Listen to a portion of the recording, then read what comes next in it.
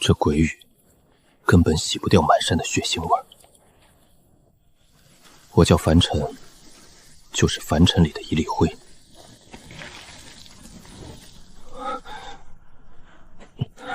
那小子就是个没灵力的凡人，跑不远。李老三，带人搜那边，敢在鬼市路财，真他娘的活腻了。这祖传玉佩，是我爹留给我的唯一念想。半个月前，我还在百草堂当学徒，天天闻药渣劈柴烧火，天生经脉不通，连凡人的武功都练不了。我爹临终前说，带着他能保平安，可我不想只求平安，我想自己说了算。那天夜里打瞌睡，熬沸了一锅百年黄清汤，怕掌柜骂，我赶紧把它倒进暗沟。真是活见鬼！这玉佩居然把药汁吸干净了。它是个活物，它吃草药。我到处搜过边角料，什么10年废的紫叶兰，半枯萎的血参须、灵芝碎屑，全熬成药膏。夜深人静的时候，一滴滴喂给他。3天前，这玉佩终于吃饱了。一股极寒的力量冲进心脉，硬生生砸开我闭塞的经脉，那滋味疼得生不如死。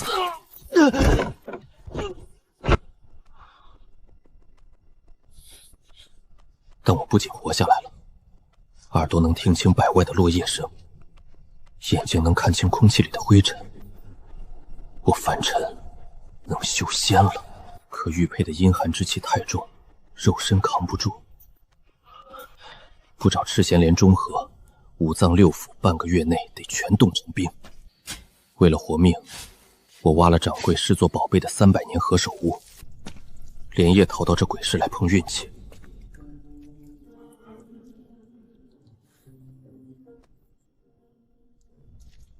用这何首乌换了一株干瘪的赤炎莲。一个毫无灵力的凡人，拿着300年灵药招摇过市。我早该想到，刚出暗门就被盯上了。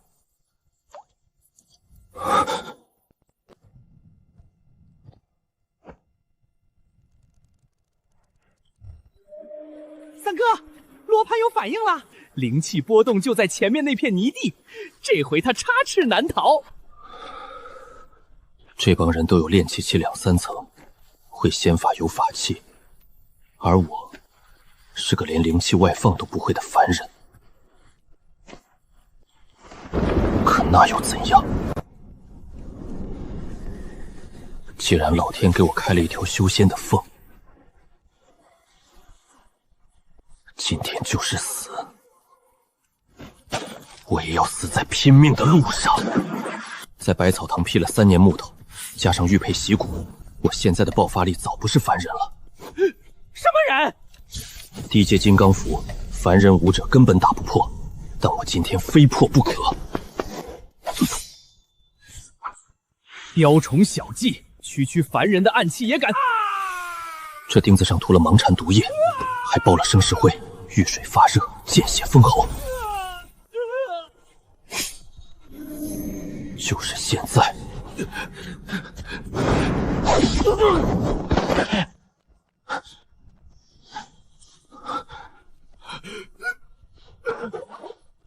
老四，找死！锋刃，去！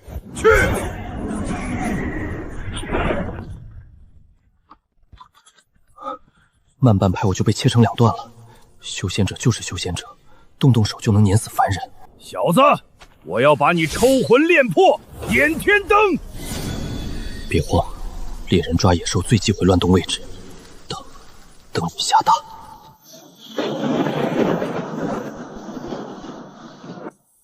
水克火，老天爷都在帮我。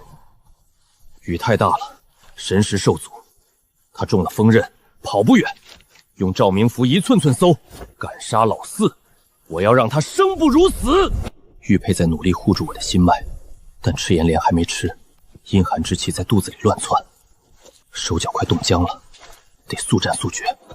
他太依赖神识，在这暴雨林子里，凡人的眼睛更好使。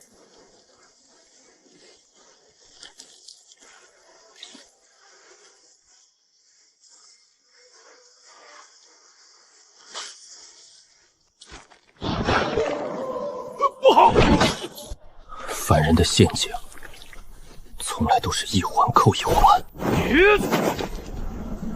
凡人蝼蚁，找死！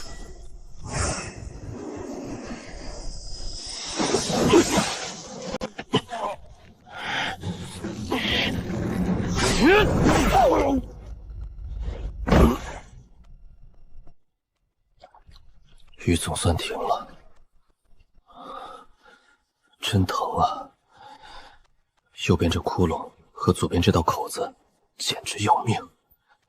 不行，不能倒在这儿。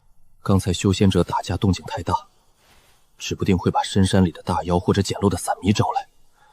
我现在灵力全用没了，这里太危险。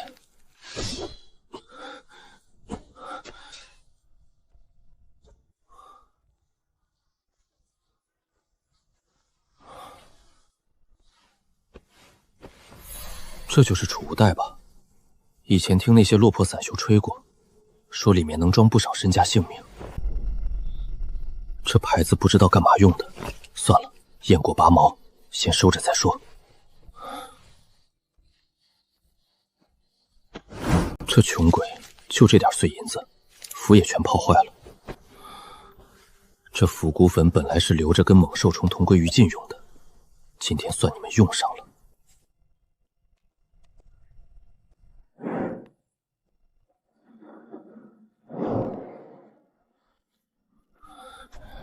不行了，体力彻底透支了。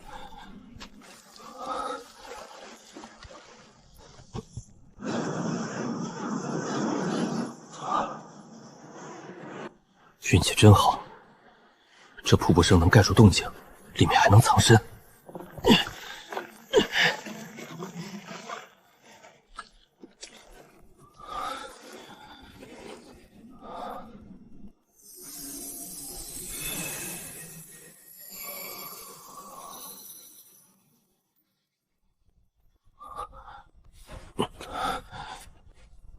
伤口竟然结痂了，命算是保住了。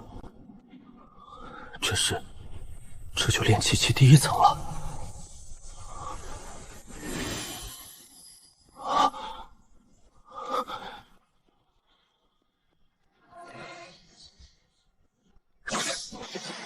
这就是仙家法力。哈哈哈哈！凡人命如草芥，但我这根野草还是硬生生钻出头了。修仙界弱肉强食，我现在这炼气1层的修为垫底得很，随便来个练过几天法术的散修，都能轻易捏死我。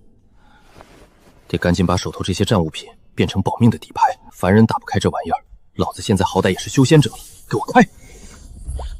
这感觉真神了，明明是个小扁布袋，脑子里却能把里面看得清清楚楚。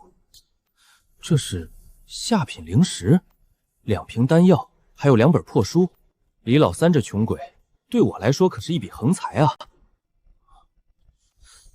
长春宫最多练到炼气6层，基础术法我看看，火弹术、御风术、清洁术，等等，敛息诀毫无攻击力，只用来隐藏修为，练好了还能伪装成凡人，这可是替我量身定做的保命神技。我底牌少，胸口这玉佩要是被人发现，肯定没命。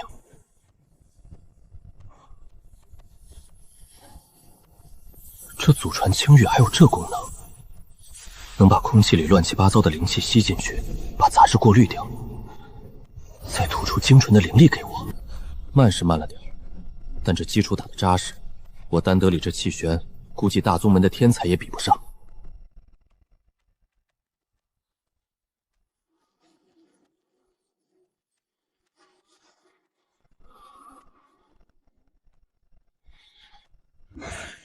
半年了，炼气1层彻底稳固。练息诀，起。这下，我从外表看就是个彻底的凡人了。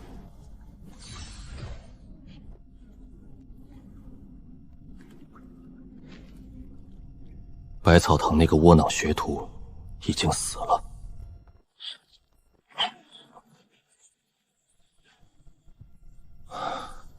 修仙界，我来了。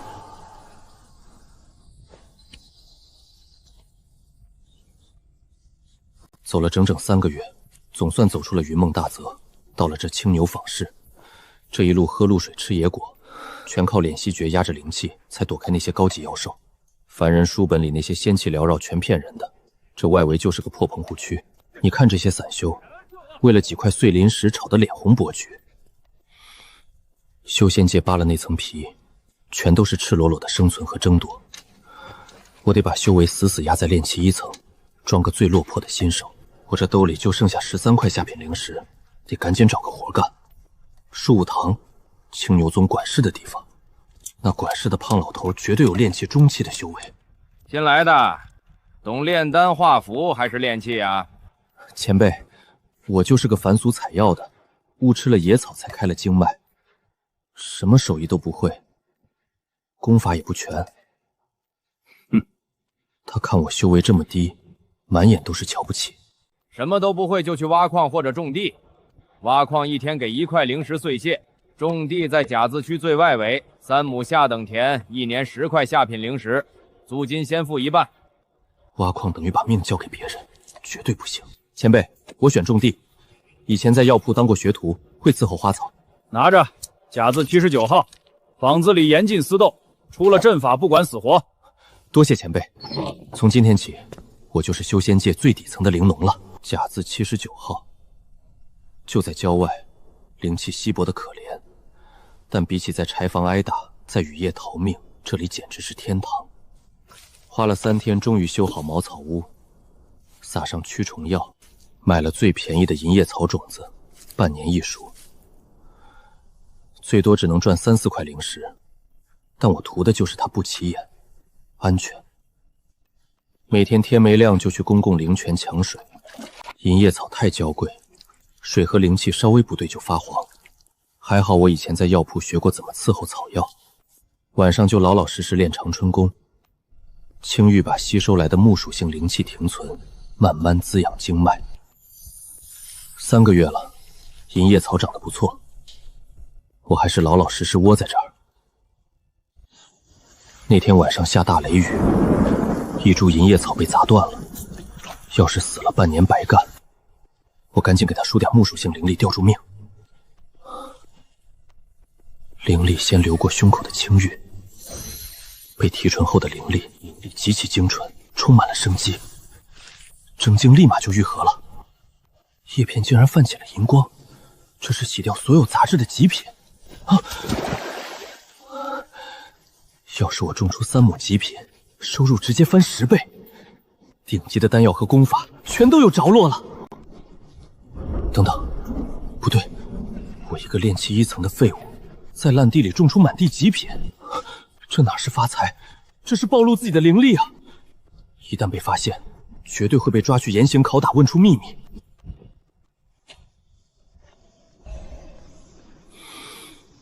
不能留，我得活下去。从那天起，我只敢做极其克制的实验，每亩地只挑角落里的几株，为一点点提纯灵气。收割前还得故意掐断最好的叶子，或者抹点毒泥，强行把它们伪装成中上等。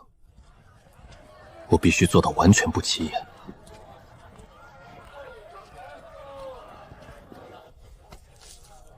哪怕这样，我交出的成色依然是这片下等田里最好的。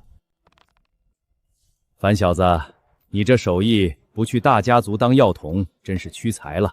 刘掌柜，您别折煞我了，我就是个泥腿子，我这木讷性子，去大家族怕是活不过3天，还是种地踏实。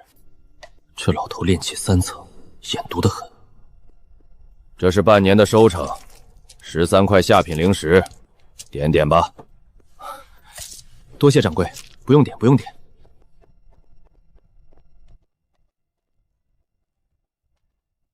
我不怕被别人笑话傻，我只怕被聪明人盯上。春去秋来，一转眼在青牛坊市待了2年。这2年我断了所有交际，每天就只有2件事：种地、回屋，晚上拼了命的吐纳，靠着玉佩提纯灵气。就在3个月前，我这破资质居然磨到了炼气2层，但我把炼息诀开到最大，死死压在炼气1层中期。在外人看来，我还是那个2年才进步一丁点的废物。那是青牛宗的外门弟子，他俩都有炼气4层的修为。你就是这甲字79号的凡尘？回仙师的话，正是小人。附近有魔修活动，为了保护你们，今年租金上调3成，每人再加5块下品灵石的阵法费，3天内交齐，否则收回灵田，驱逐出坊市。什么魔修活动，全是长老们敛财的借口。这一下等于要了底层灵农的半条命。怎么嫌多？宗门庇护你们这群蝼蚁，这点灵石还不乐意了？不，仙师误会了。能为大阵出力是福气，这是小人全部身家，请仙师笑纳。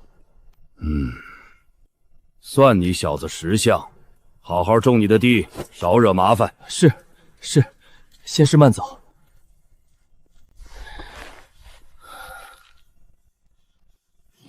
比起被切掉脑袋，这点屈辱算得了什么？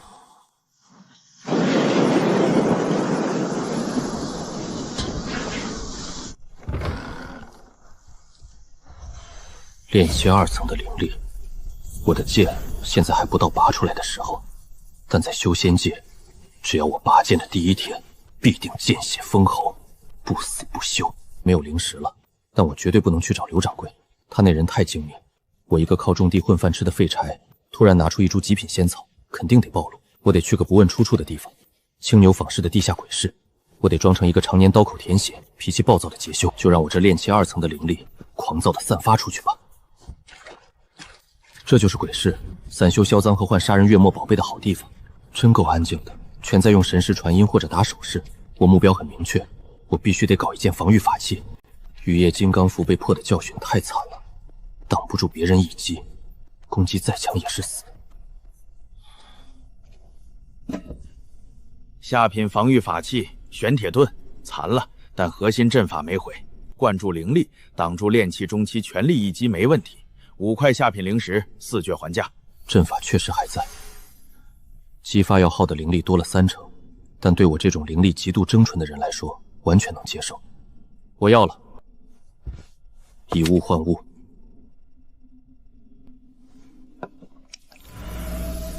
好纯粹的阴血之气，这是极品阴血寻。哼，废话少说，换不换？换了。不过道友，这极品阴血魔价值不菲，算我占便宜。这摊上的杂物，道友随便挑一件当天头。破成这样的玉简，信息估计早流失干净了。就它了，交易完赶紧走，黑市里绝不能在一个地方待太久。绕了3圈，确定没人跟着了。总算变回那个老实巴交的灵农了。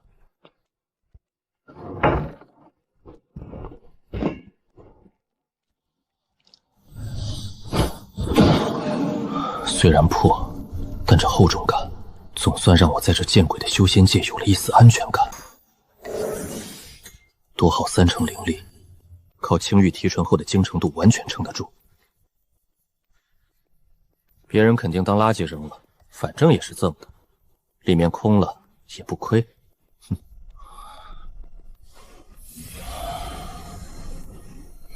用一缕神神裹着灵力探进去试试。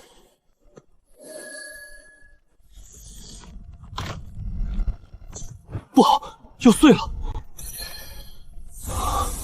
灵力流进了玉佩。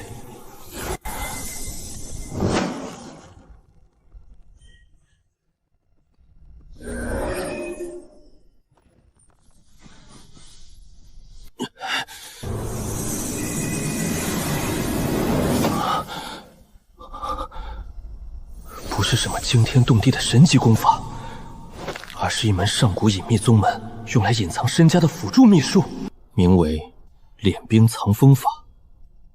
天下法宝都有灵气波动，高阶修士一眼就能看穿低阶修士带了什么宝贝。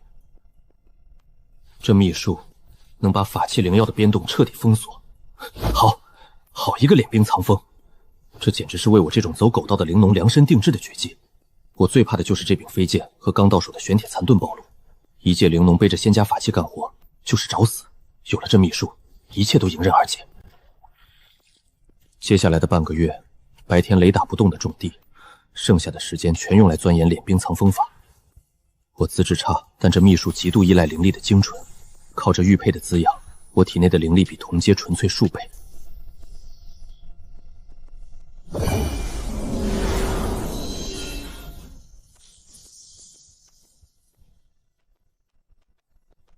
就像打铁剩下的废料，一点灵气都没泄露。也罢，先收起来吧。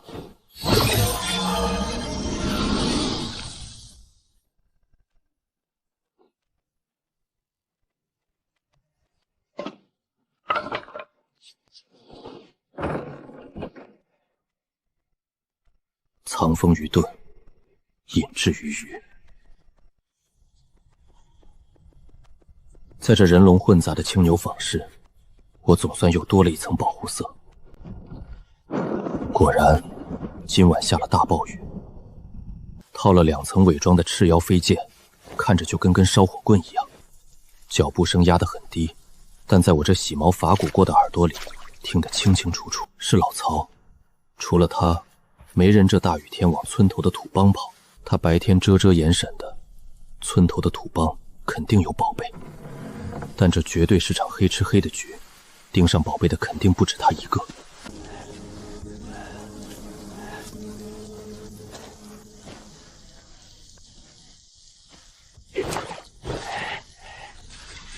找到了，哈哈，果然在这儿。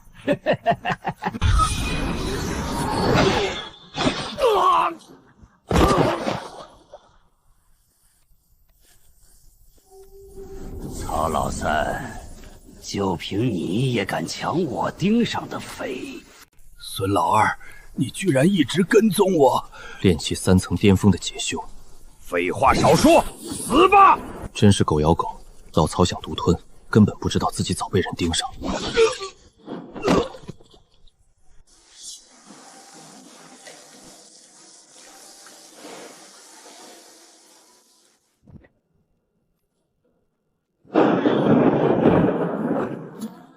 肉身力量压榨到极限。谁？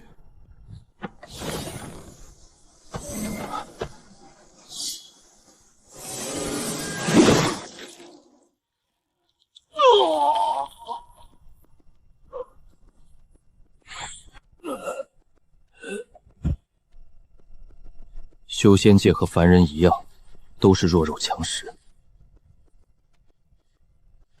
足足28块下品灵石，还有符箓和1阶中品的法器，连同老曹身上的碎灵石和这把剑，今晚简直暴利。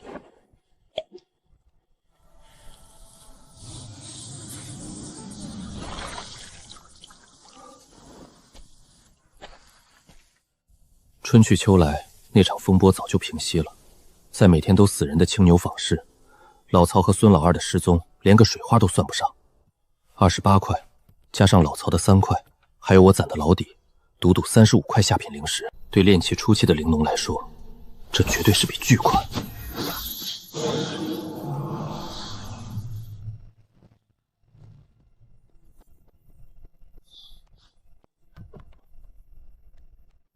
35块灵石，足够我突破了。坊市里那些充满杂质的聚气丹，我绝对不吃。是药3分毒，吃了断送道途。我这祖传玉佩就是世上最顶级的滤网，正在被青羽吸收，化为精纯的灵力。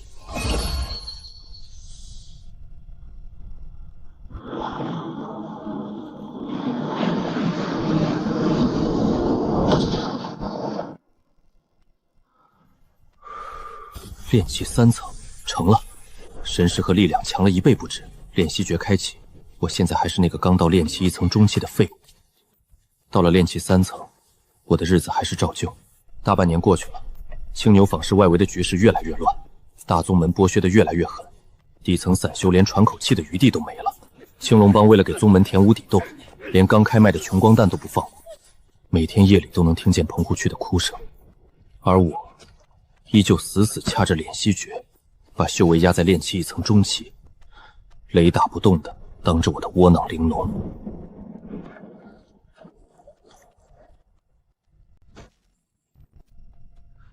隔壁那个刚搬来3个月的新玲珑，终究是没撑过这个夏天。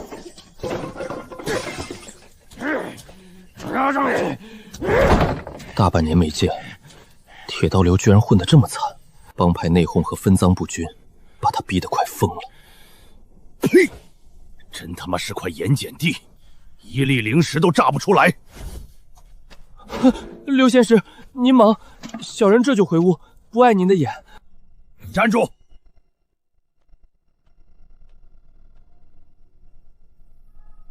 樊小子，大半年没见，你这地里的银叶草长得可比别人的好太多了。甲子区大伙的地都枯了大半，怎么偏偏你这79号薄田，每次都能按时按量的浇上中等成色的灵草？刘仙师明鉴啊，小人哪有什么本事？小人是把命悬在裤腰带上，每天夜里不睡觉，生生用凡俗里的聚灵土法，一瓢一瓢给草根松土抓虫。小人资质差，要是连这地也种不好，下半年就得去矿坑等死了呀！他肯定能看穿我微弱的修为和手上的老茧，但他等不及了，帮里催得紧，凑不齐利钱，帮主会要他的命。刘爷，刘爷，少跟老子哭穷！老子不管你用什么土法，今天晚上老子要在你这茅屋里歇脚，顺便把你那聚灵土法一字不落的写下来。要是敢藏私，老子今晚就送你进前面的土包里。刘仙师饶命，小人写，小人一定写，只求仙师留小人一条生路。哼，谅你也不敢耍花样，滚进去生火做饭。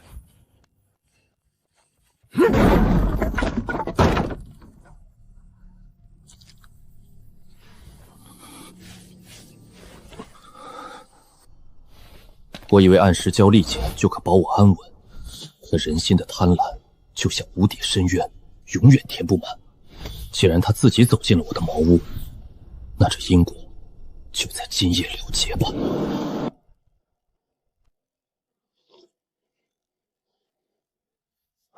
李仙师，这第一步得在天亮前3刻，把凡人的草木灰和牛马粪混在一起，埋在灵草根部3寸的地方。真他娘麻烦！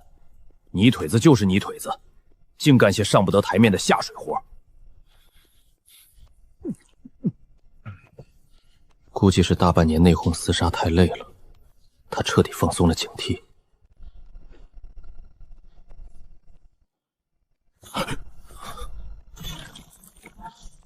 风棍起！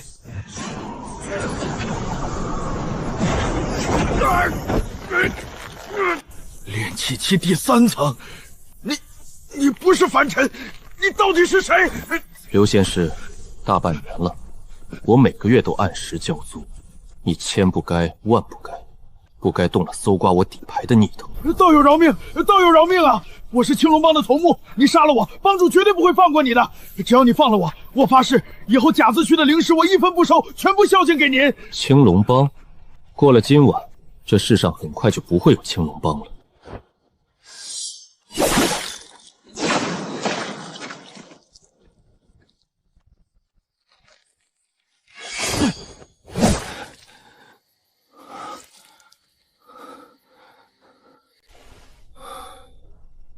在青牛坊市这种地方，杀人容易毁尸难，一点马虎都会留下一击致命的线索。加上我原来的家底，现在下品灵石快80块了，这笔钱足够让炼气中期修士眼红。青龙帮过河拆桥，分赃不均，老子去也！铁刀流流，这封血书加上最近的传闻，树堂只会觉得他是卷款跑路。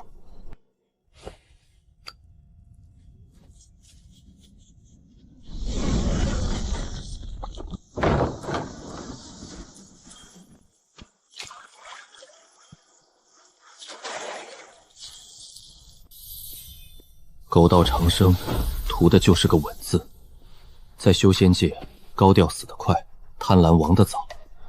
只有把自己伪装成一块最不起眼的石头，冷眼旁观，才能走得更远。青龙帮没了，这坊市的规矩也不过是换了青牛宗来明着收税，日子还是难熬。樊小子，你这季的银叶草收成还是这么稳？全靠刘掌柜照顾，我也就是出了点笨力气，扣了租子和阵法费，就剩这5块可怜的下品灵石。看他那眼神，估计又觉得我一辈子只能在这儿熬日子了。他根本不知道，我这储物袋里藏着12株用祖传青玉偷偷催熟的极品银草。3个月前我炼气3层巅峰了，但这本长春宫最多只能炼到6层。周围灵气太薄，就算有玉佩提分也顶不住，得弄薄能炼到炼气后期的中阶功法，最好再带点防身隐匿的招数。正阶的传功阁不能去，太贵还会被记录在案。我一个底层灵农拿出那么多灵石，简直就是告诉别人我有重宝。鬼市也疯了，青牛宗的人整天到处巡逻，散修都躲得严严实实。听说了没？多宝楼的法传阵法坏了，迫降在中央广场，要开5天的临时虚实。多宝楼，他们不问出身，还有元婴期大能坐镇，青牛宗也管不着。那12株极品一下草终于能脱手了，弄本中阶功法的书肯定没问题。不过凡尘这个木嫩玲珑的身份绝对不能沾染这种大买卖，我必须彻底换个身份，反向运转敛息诀，把炼气3层巅峰伪装成带血煞之气的炼气4层。现在就算刘掌柜站我面前，也绝对认不出我是凡尘。多宝楼，别让我失望。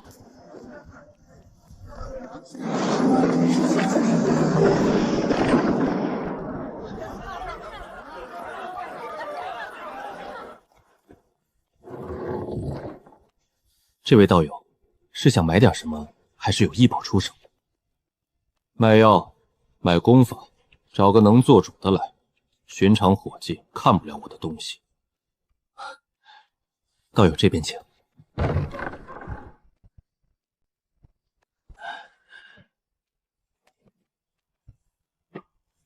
这是银星草、药性完美梅杂质，还有月华纹，足足12株极品成色。道友，你这药是从哪儿来的？多宝楼什么时候也查客人底细了？死人堆里刨出来的不行吗？痛快点，多少灵石？道友说的是我多宝楼坏了规矩，市面上难找，我做主，1株20块下品灵石，12株一共240块，怎么样？行，但我不要全换灵石，我要一本能练到炼气9层的木属性中阶功法，根基要稳，剩下的全换中品灵石。这本青木归元诀能稳妥练到炼气9层大圆满，最擅长疗伤和持久战，算150块下品灵石。我再补你90块下品灵石。功法路线深奥稳固，比长春宫强多了。成交。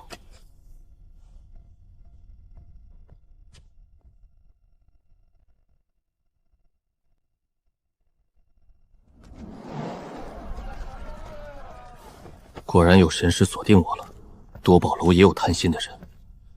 我早有准备，今晚注定不安生。这里又脏又乱，最适合干扰神识。想拿大爷我当肥羊，也得看你牙口硬不硬。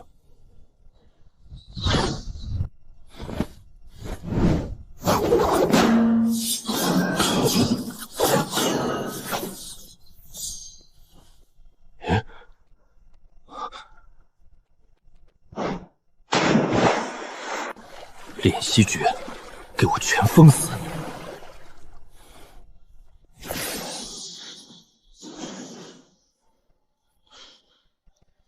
算你跑得快。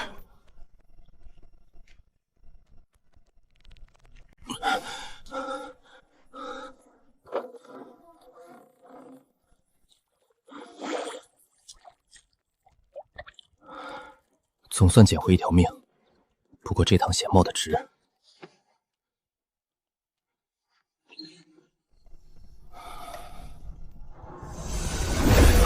这速度也太快了！这青木归元诀简直就是给这块玉配好的，直接把我这烂铅质拔高了一大截。炼气4层，终于到炼气中期了，真气厚了3倍。现在要是碰上铁刀流，我连法器都不用，一道气剑就能解决他。甲字区的灵农都滚出来听令！不好，得把修为压到炼气2层初期。接内门长老法旨，10万大山妖兽暴动，甲乙2区灵农每10户抽1个进前锋营，进山清理妖兽。什么？进山清理妖兽？那不是让我们去当诱饵炮灰吗？废话真多！宗门养你们这么久，该出力了。70号到80号抽签，谁敢不去，当场处死。青牛宗这是要拿我们的命去填妖兽肚子，给他们的高手探路。这地方是待不下去了，真正的生死关头到了。铁狼们，快点儿！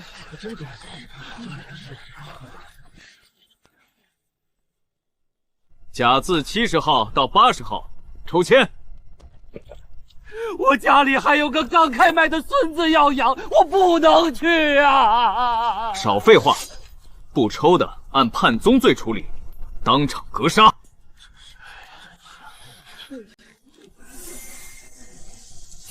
这哪里是抽签？这帮宗门弟子怎么可能靠运气？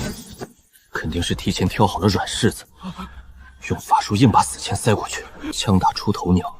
既然他们盯上了别人，我要是乱动，神师的底牌就保不住了。抽！多谢祖师爷保佑，多谢祖师爷保佑！不，什么是我不去！找死！甲字78号抗命被杀，名额空缺。既然这具尸体没用了，就你了。甲字79号凡尘，带上你的破烂，半个时辰后去西大门前锋营集合。敢跑！小人遵命。到底还是没倒过这一劫。选我，还不是看我这3年太老实，刚好拿来当替死鬼。炼气4层，2件法器，加上敛息诀和青玉，谁当炮灰，咱们走着瞧。所有人列队，向10万大山尾推进。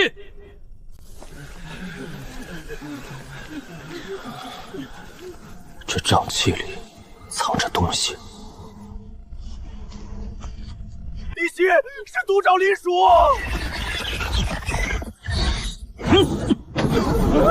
顶住！前锋营不许退，违令者斩！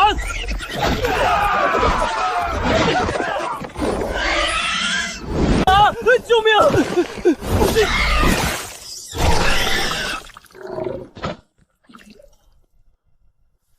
大宗门高高在上，散修的命不值钱，没实力没背景，命就是用来填坑的。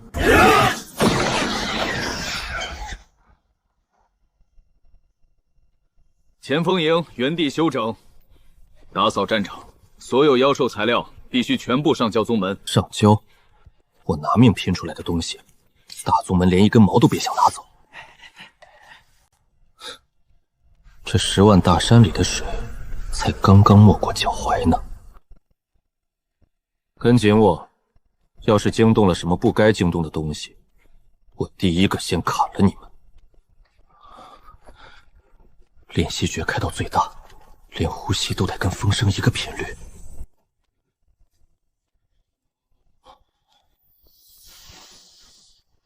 2阶下品灵药，冰魄雪莲。你们4个去崖壁上把那株灵草给我摘下来。赵神师，那洞里有大妖啊，我们去就是送死啊！少废话，不去现在就死。这是要拿我们的命去引开妖兽，他好趁机夺宝。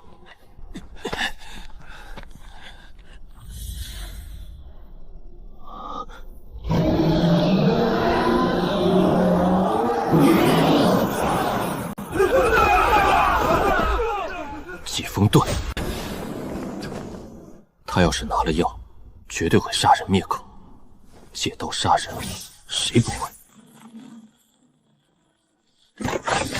啊！什么东西？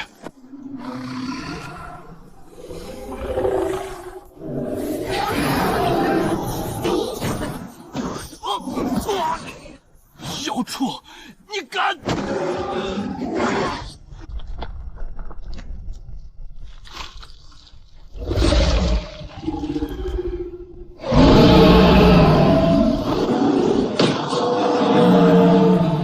真以为我是你这一嘴随便捏的炮灰？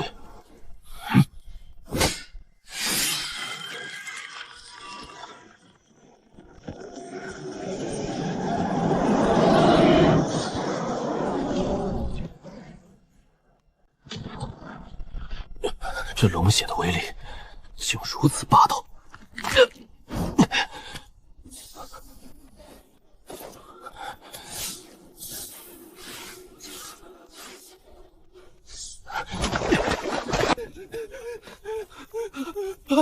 不好了！赵仙师为了救我们，被大妖吃了！真正的猎人早就把最肥的肉装进口袋，躲在最黑的影子里了。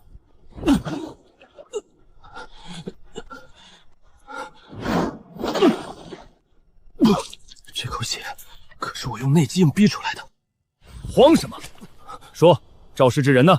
峡谷里到底怎么回事？我把敛息诀拉到极限，就这点炼气2层的灵力边动，他神识随便扫，也只能看出我是个吓破胆的废物灵农。回大仙师的话，赵仙师带我们进峡谷没多远，崖壁上就冲出一头长满冰甲的巨大地龙，那畜生太凶了，一口就咬断了前面的人。赵仙师为了护着我们，一个人拔剑冲上去，跟那大妖打得天崩地裂啊！赵仙师真是不世出的天才，一剑就刺瞎了地龙一只眼。可那妖兽发狂了，临死反扑，一尾巴把赵仙师砸进了乱石堆里。我胆子小，吓得钻进旁边狗洞，等没动静了才敢爬出来。赵仙师和那地龙都死在里面了，到处都是血呀！你们2个进去看看，活要见人，死要见尸。遵命。启禀之事，赵师弟确实殉踪了，里面有一头1阶上品冰道地龙的尸体，脑髓被飞剑贯穿。从现场看，赵师弟临死前激发全部潜力，跟地龙同归于尽。崖壁上的冰魄雪莲也被法力彻底毁了，连残渣都没剩。哼，赵师直倒是有骨气，没给咱们青牛宗丢脸。至于这废物，既然命大没死，先扔回后方木笼关着，等凑够了炮灰再安排去探路。走快点！这一手瞒天过海，不仅洗清了嫌疑，更坐实了我命大又胆小的废物名声。情况不对劲，听说了吗？千修爷城那边的3个中姓宗门也插手了，内门5位长老在深山遭伏击，3死2重伤。青牛宗快顶不住了，不少散修都在趁乱逃跑。执事大人有令，半夜拔营，放弃藏古恨，全体退守青牛坊市核心区。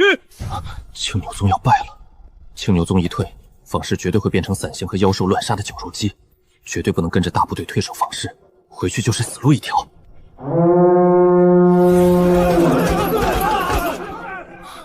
乱吧，越乱越好。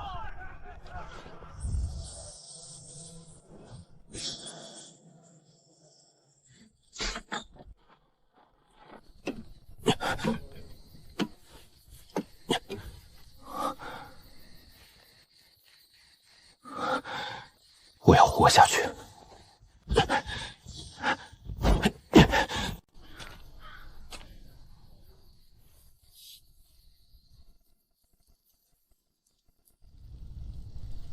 大劫到了，我得赶在风暴彻底吞没方氏前，把最后的尾收干净。这就是没了规矩的修仙界，撕破脸皮，全是野兽。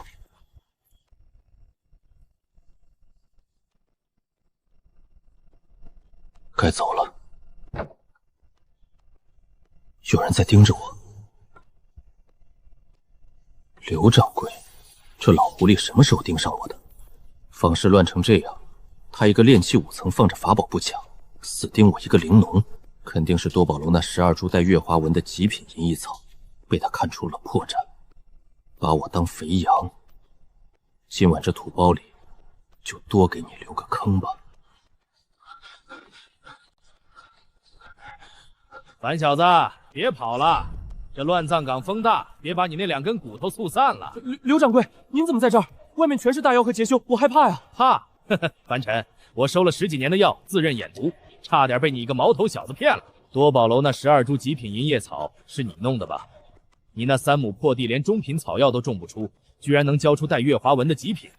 一个凡人3年修炼到炼气期，你身上肯定藏着催熟灵草的宝贝。我不贪，把宝贝交出来，秘法写清楚，我给你个痛快。不然老夫这搜魂术可比宗门刑法爽多了。这3年的情分。什么？炼气4层巅峰？不可能！老东西，你废话真多。去！小兔崽子，你找死！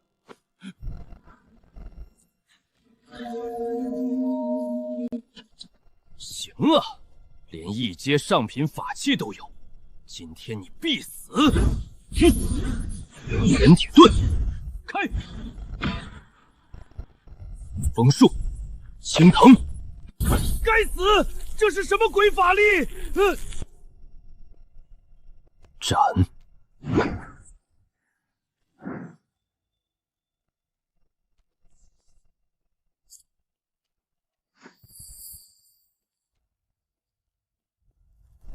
长生仙路，我凡尘来了。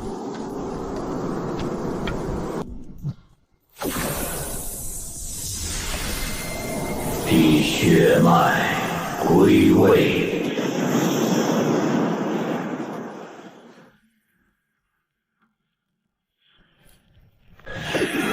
500年了，当年偷走通天噬灵玉的叛徒余孽，居然还没死绝。